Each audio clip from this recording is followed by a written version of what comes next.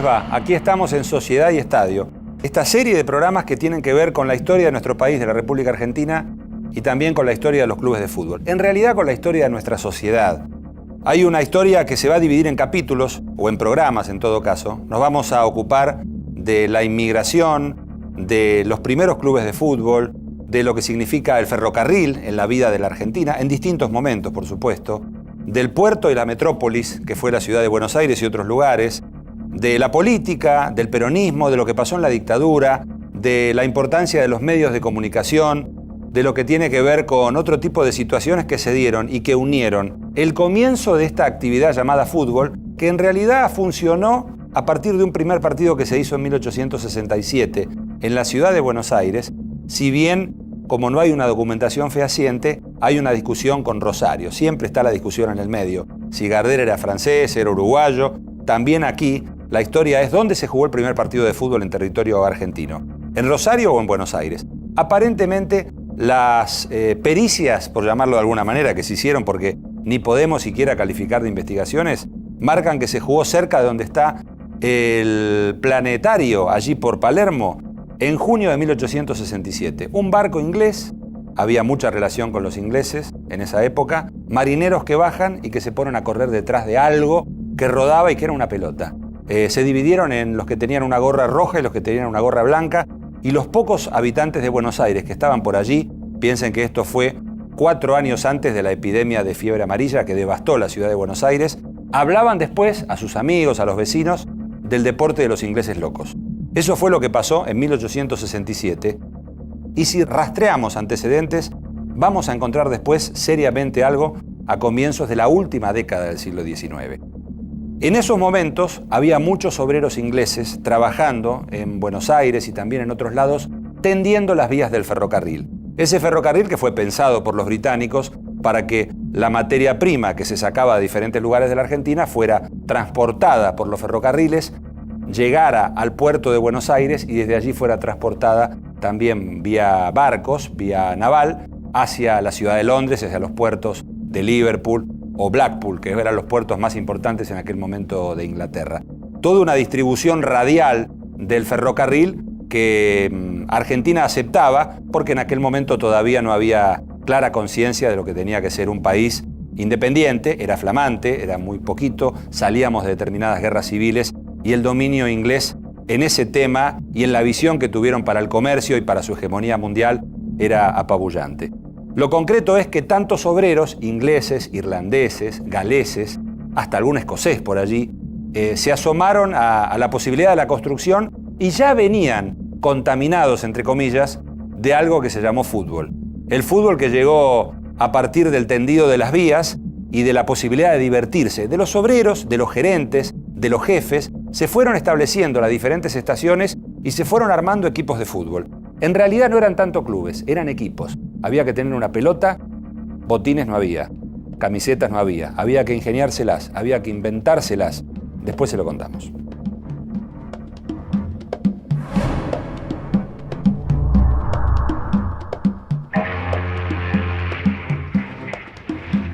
Argentina es un país de inmigrantes.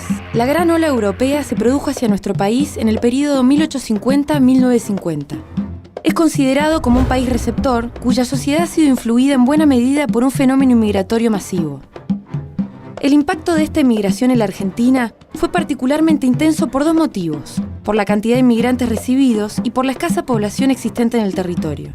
La decisión de atraer inmigrantes no se basaba solamente en la necesidad de proveer al país de mano de obra que permitiese aumentar la producción de la tierra, para cumplir el papel agroexportador. Respondía también a la decisión de las élites ilustradas de modificar la composición poblacional.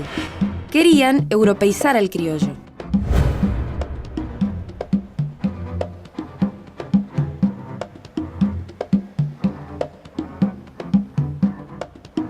Casi a mitad de camino entre Buenos Aires y La Plata, la ciudad de Quilmes cobija el club supuestamente más antiguo del fútbol argentino. Se trata del popular Club Atlético Quilmes. La historia oficial cuenta que nació un 27 de noviembre de 1887, cuando Quilmes se convirtió en una de las principales estaciones de tren. Sí, de tren. El club y la cervecería nacieron con muy pocos años de diferencia. el alemán Otto Bember llegó al país y puso en marcha la edificación de una planta dedicada a la fabricación de cerveza en 1887. El 31 de octubre de 1890 comenzó la producción y la venta, con la marca que rescataba la antigua denominación indígena de la localidad. El archivo nos enseña que en 1880 nació el Quilmes Athletic and Polo Club, que rápidamente se unió al Quilmes Rowers Athletic Club. La nueva entidad se anotó para jugar el torneo futbolístico de 1893, organizado por la Argentine Association Football League. Sin embargo, una profundísima investigación que desarrolló el historiador Jorge Gallego desmiente totalmente la teoría anterior y sitúa el nacimiento del actual club quilmenio 10 años más adelante. Aquel primitivo Quilmes lució una camiseta azul y rojo carmesí, colores que fueron modificados en el nuevo equipo por el azul y blanco, porque los británicos fundadores querían hacerle un homenaje a la camiseta inglesa. ¿Por qué cambió Quilmes su fecha de nacimiento? ¿Hubo algún motivo valedero? ¿Qué impulsó en plenos años 40 a sus directivos a cambiar el origen? Las respuestas no están a la vista y son difíciles de obtener. Como en otros casos, los testimonios principales se diluyeron en el tiempo.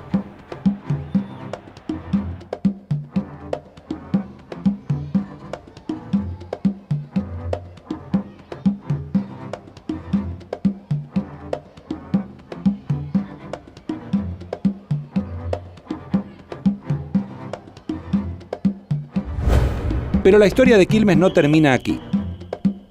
No muy lejos de aquellos cerveceros podemos encontrar a los criollos o los mates, apodos que acompañan a Argentino de Quilmes y que tienen su origen en el carácter nacional de sus integrantes. El 1 de diciembre de 1899, un grupo de jóvenes estudiantes argentinos del Colegio Nacional de Buenos Aires resuelven fundar un club integrado con jugadores nativos de la ciudad de Quilmes, cansados de la discriminación que sufrían en el Athletic Club. Con ese impulso rebelde nació el Club Atlético Argentino de Quilmes. La costumbre de agasajar a los visitantes con mate cocido y bizcochos caseros les hizo ganar rápidamente el sobrenombre de mates, por su diferenciación con la mayoría de los clubes de origen británico.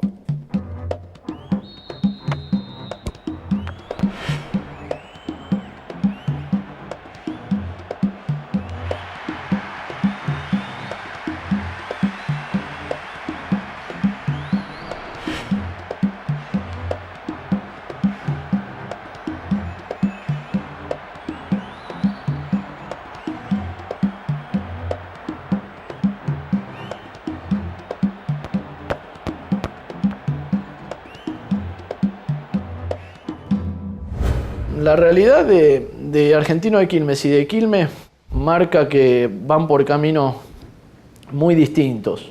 Y la primera diferencia que surge es mirando las tablas de posiciones. Para buscar a Quilmes hay que ir a la tabla del Nacional B, para buscar a Argentino hay que ir a la tabla de la D. Y eso también hace que, digamos, que un club, por lo menos en el común de los casos, cuando pierde trascendencia deportiva, también socialmente es como que queda estancado, digamos. Logró construir un gimnasio importante, de gran envergadura, donde se han hecho algunos eventos o se han celebrado ciertos acontecimientos importantes, pero es como que Argentino de Quilmes trata de subsistir y Quilmes trata de pegar el salto que nunca pudo pegar, que es, por lo menos deportivamente, quedarse en primera división más de 5 años. Nunca lo logró. Entonces Quilmes es como que va por otro camino, tratando de imitar a otras instituciones que pegaron un salto. Y Argentino de Quilmes, por lo menos de movida, su primer objetivo es volver a la C. Y a partir de ahí, bueno, tendrá que establecerse nuevamente y confiar un poco en su historia o tratar de hacerla volver al presente, porque no es un club de la D, eso está claro. El problema es que deportivamente no logra superar esa categoría. Y si hablamos de ferrocarriles, de inmigrantes y trabajadores, no podemos obviar a uno de los clubes más emblemáticos de nuestro país. Estamos hablando de Ferrocarril Oeste, dueño de Caballito desde su fundación en 1904. Para casi todos es Ferro, y para muchos de sus hinchas es Oeste, cosa curiosa. Con origen ferroviario y británico, en una época en la que todo tenía aroma inglés, les decían los ferrocarrileros, y poco tiempo después eran conocidos como la Murga del Anguasco, en referencia a un mítico delegado del club que había impuesto el color verde, harto de perder partidos con otros colores. Ferro gozó de privilegios en su fundación, porque no varió su nombre salvo para cortarlo, pero sobre todo porque nunca cambió su ubicación.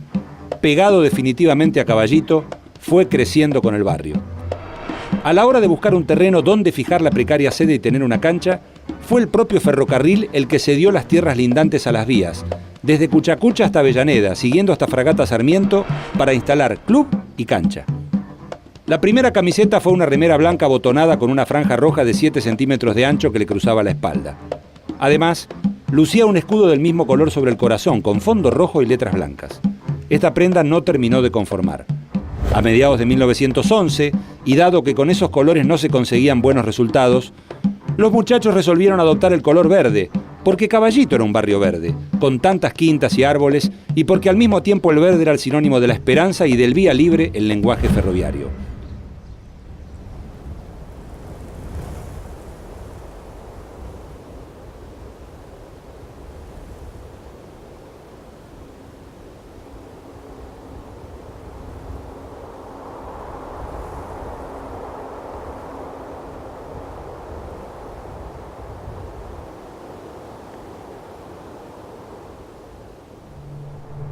Bueno, Ferro nació el último jueves del mes de julio de 1904 por una inspiración de 95 empleados del ferrocarril oeste en ese entonces, que se reunieron en una de las casillas de acá de la zona y dispusieron formar un club para los empleados del ferrocarril. Una época gloriosa donde realmente esta gente se prodigó mucho tratando de difundir los deportes principiantes de la época. Y bueno, y esta cancha que la tenemos acá, justamente es la única cancha de fútbol que no cambió su lugar. Está desde su inicio, desde 1904. Y hay una anécdota muy linda, que cuando se empezó a jugar fútbol, no había, digamos, como hoy lo hacemos a las 15 horas o a las 16 horas. Cuando llega el tren de las 11, en ese momento comienza el partido de fútbol. Entonces, la llegada del tren por Caballito marcaba el comienzo del partido de fútbol. Como un mensaje final, quisiera expresar el deseo de hincha de Ferro, ¿no? Ese hincha que iba a la tribuna y que gritaba las canciones populares alentando al equipo para que Ferro podría realmente conseguir campeonatos o conseguir logros. Aspiro con todo mi afecto y con todo mi cariño de que Ferro vuelva a ser lo que fue.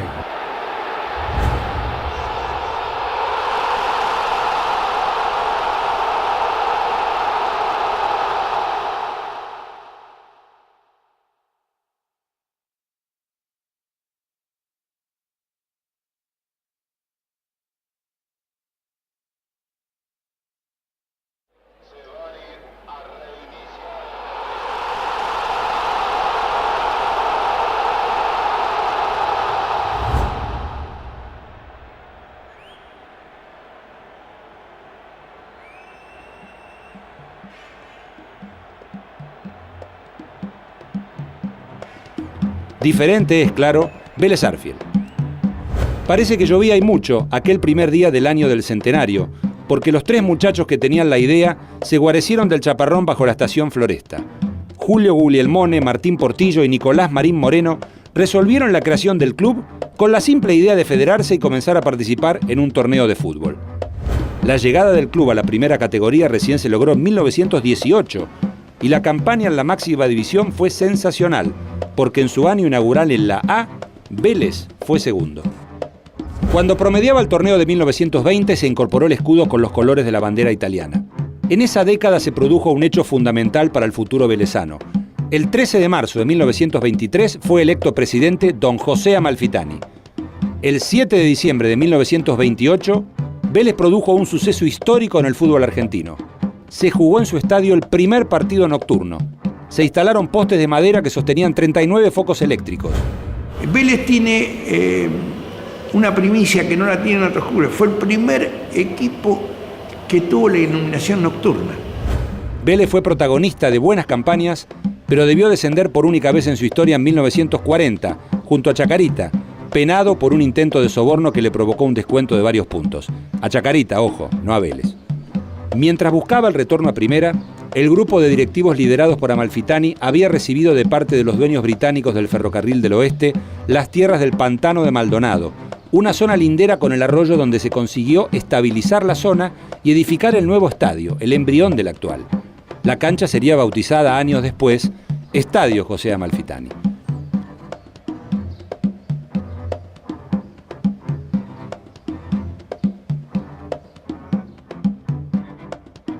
De don Pepe tenemos muchísimas anécdotas a través de sus largos años de presidencia y que el Club Atlético Vélez Arfiel es lo que es gracias a que existió don Pepe. Yo creo que de él no haber existido no habríamos llegado a la posición que tenemos hoy en todo el mundo deportivo y cultural. Este hombre le interesaba mucho más la institución como institución que ganar un campeonato. Para él era crear algo que quedara, que perdurara en el tiempo. Algo que es muy importante, Vélez sigue siendo una familia.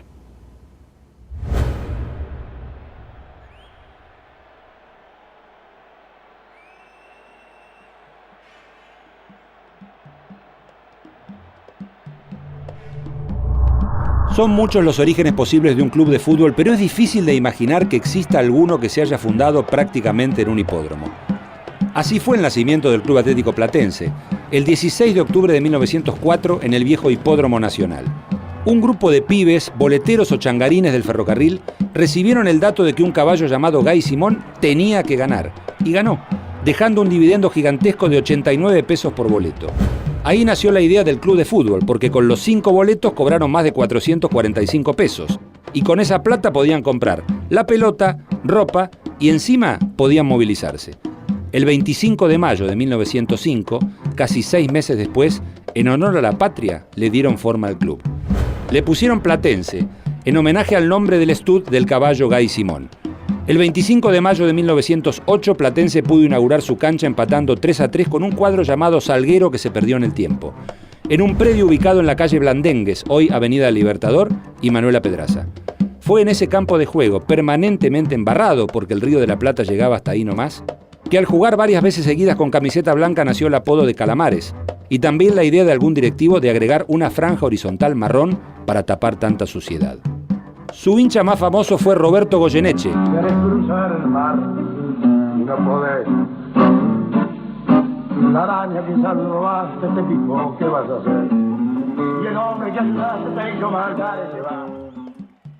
En medio de su cotidiana lucha por mantenerse en Primera A, en 1979, inauguró el Estadio Ciudad de Vicente López, enclavado de cara a la Avenida General Paz, luego de haber perdido 8 años antes su mítica cancha de Manuela Pedraza y Kramer. Porteño y bonaerense al mismo tiempo, pero siempre Calamar, el apodo que lo acompaña desde principios del siglo pasado. Los inmigrantes fueron el motor de crecimiento nacional, tal vez como lo son ahora, con inmigraciones que vienen desde otras latitudes. La inmigración proveniente de países limítrofes se mantuvo relativamente estable a lo largo del siglo XX, a la vez que aumentó la corriente migratoria proveniente de otros países latinoamericanos, de países asiáticos, principalmente China y Corea del Sur, y de países de Europa del Este.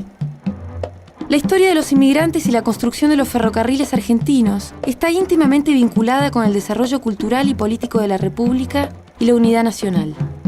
Contra lo que se supone, la construcción de la primera línea férrea fue el producto de la coincidencia de iniciativas y capitales netamente argentinos, con la constitución de la Sociedad del Camino de Fierro de Buenos Aires al oeste. A principios de 1855 se iniciaron los trabajos de construcción y se hace correr hasta el punto terminal de la línea, Estación La Floresta, un tren de ensayo traccionado por La Porteña. Este ferrocarril se inauguró oficialmente el 29 de agosto de 1857.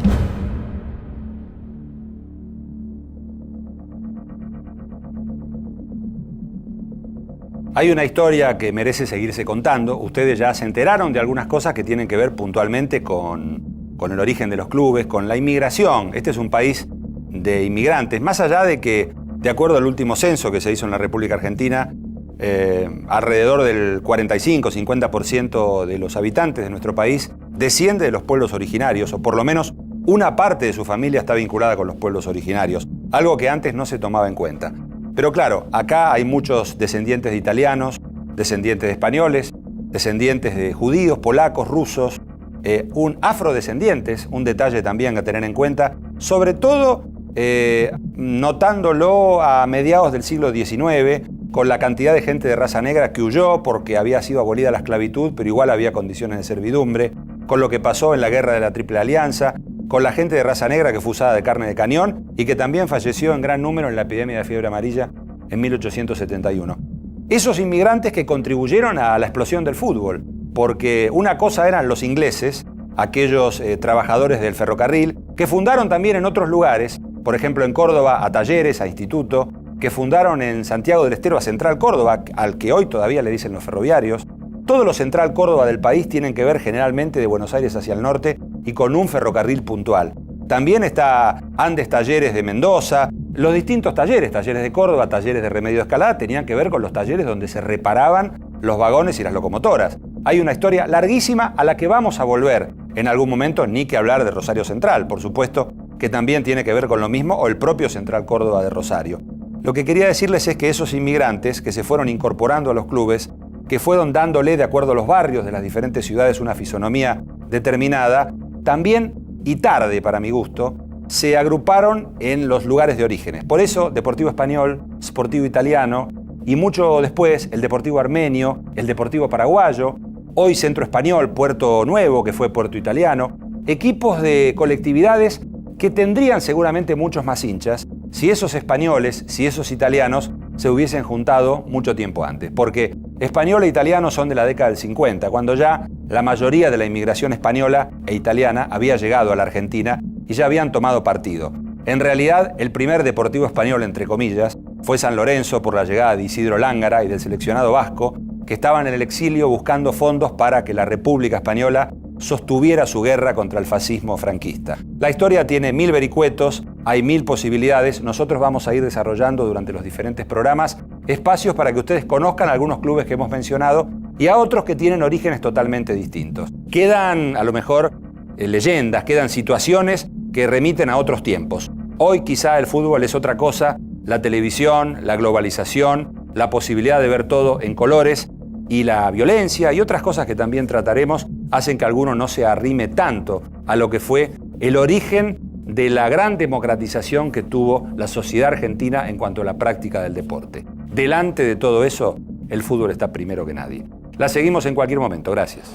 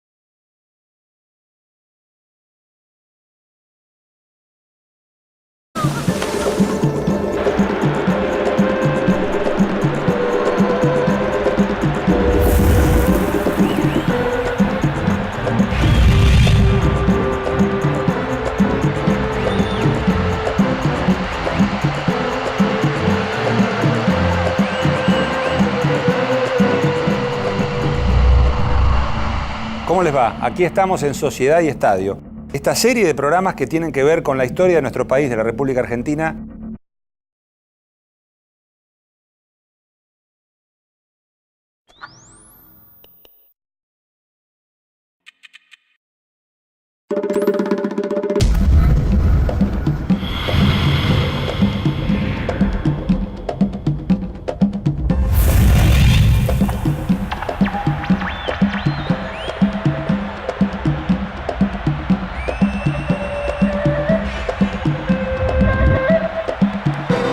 Y también con la historia de los clubes de fútbol. En realidad con la historia de nuestra sociedad.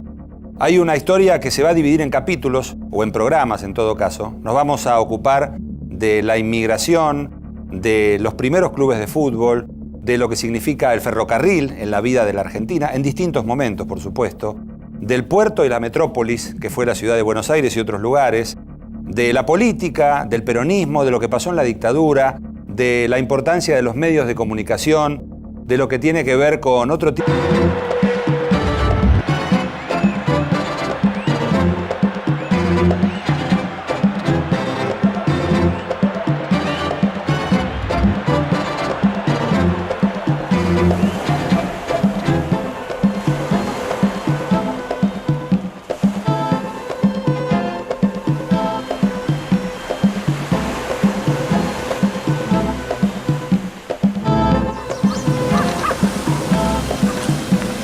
de situaciones que se dieron y que unieron el comienzo de esta actividad llamada fútbol, que en realidad funcionó a partir de un primer partido que se hizo en 1867 en la ciudad de Buenos Aires, si bien, como no hay una documentación fehaciente, hay una discusión con Rosario. Siempre está la discusión en el medio. Si Gardel era francés, era uruguayo. También aquí la historia es dónde se jugó el primer partido de fútbol en territorio argentino. ¿En Rosario o en Buenos Aires? Aparentemente, las pericias